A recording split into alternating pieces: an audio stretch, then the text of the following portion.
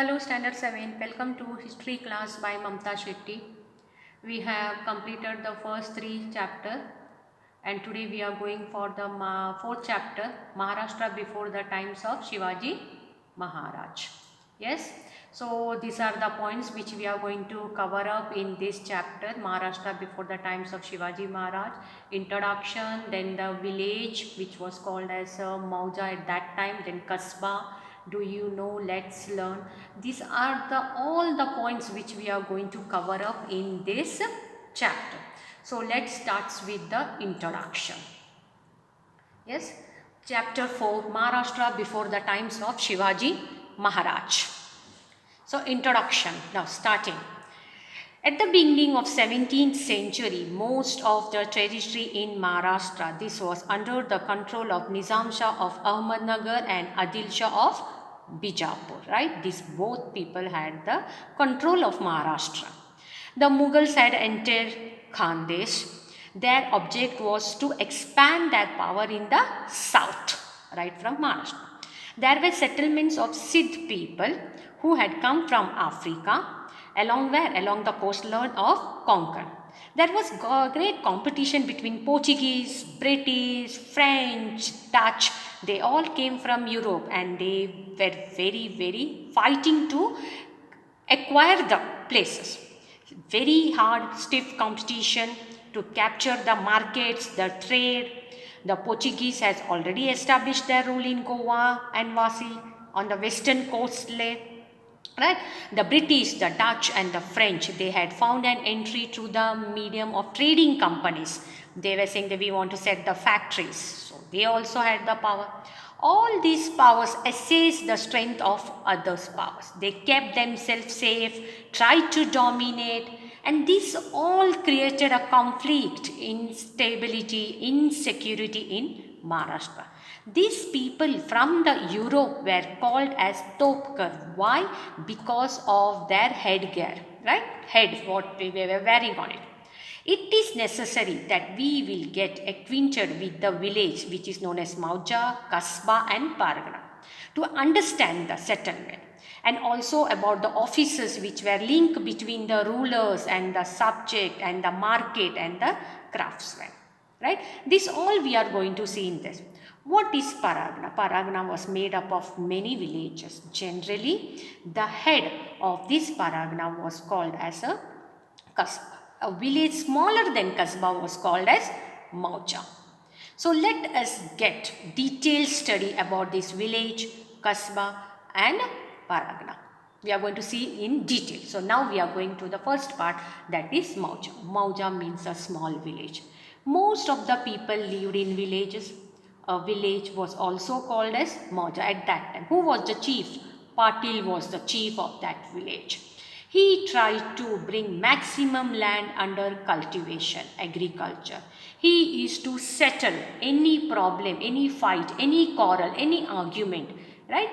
This was a Kulkarni. He is to help him in his paperwork. He is to keep the record of all the taxes, revenue which was collected.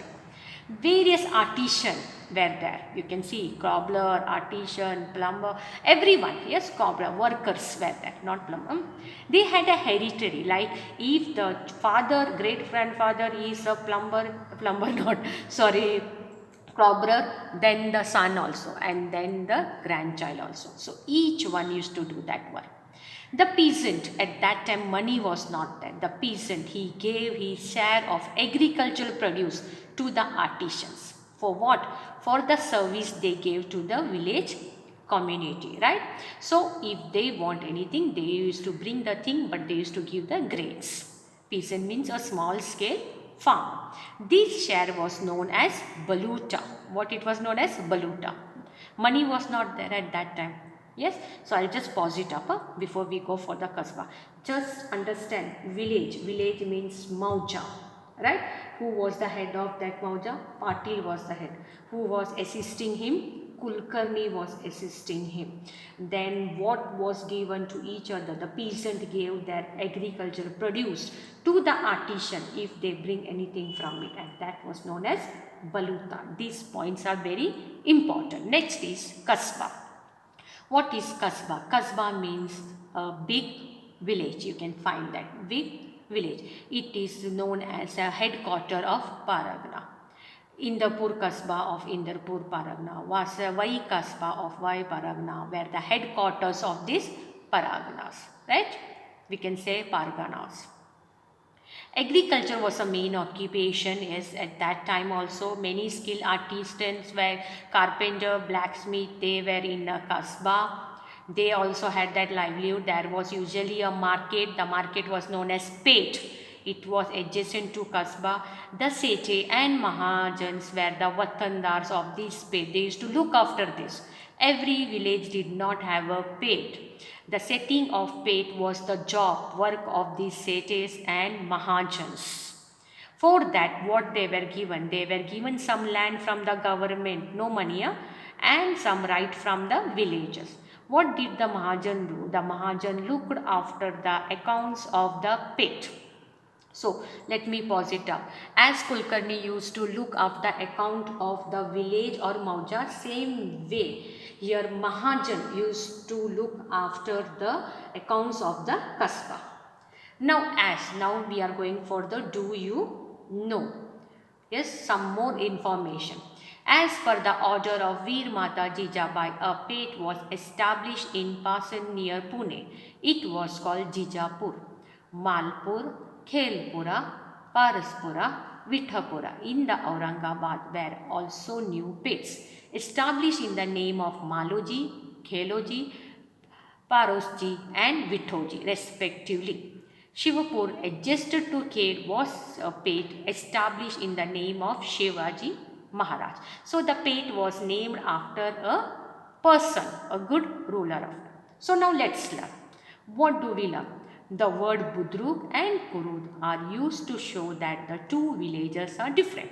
The original place, town, is known as Budruk. The new place which will come, it is known as Kurud. For example, Vadgaon Budruk and Vadgaon Kurud. Budruk is the old one and Kurud is the new one. Yes? Now we go for a Pargana. Now what is Pargana? Many villages, when they come together, 1, 2, 3, 4, together they become a Pargana. But the number of villages in the Pargana is not fixed. It changes. For example, the Pune Pargana had how many? 290 villages. Same way, Chakan Pargana had 64 villages. It was not fixed. The Shirwal Pargana was small compared to the both Pune. It had only 40. Now, who were the head of it? The Deshmukh and the Deshpandis. They were the Watandar officer of this Pargana. Right? Deshmukh and Deshpande. You just see the names are different. You will find in village they are Patil and Kulkarni. In Kasba it is Sethi and Mahajan. In Pargana it is Deshmukh and Deshpandis. Right? So, the Deshmukh, what was he? He was the chief of Patils of Pargana. Right? Deshmukh. He was the chief of all these Patils. Head of these Patils. The Patils from the villages. You can see this? Yes. And Deshpande, he was the chief of all the Kulkarnis in Paragana. You can see the helping. Yes. So Deshpande, he did at the Paragana level and Kulkarnis work at in the village level. These Vatandar office, they were linked to whom? They were linked between the people and the government. In case if enemies were invading or the drought has come, these Vatandar, they used to take their problem, grievance to the people of government, and sometimes these officers misused this power. They collected some money from the people that was due and did not remit the money so collected to the government. On such occasion, the people suffered harassment.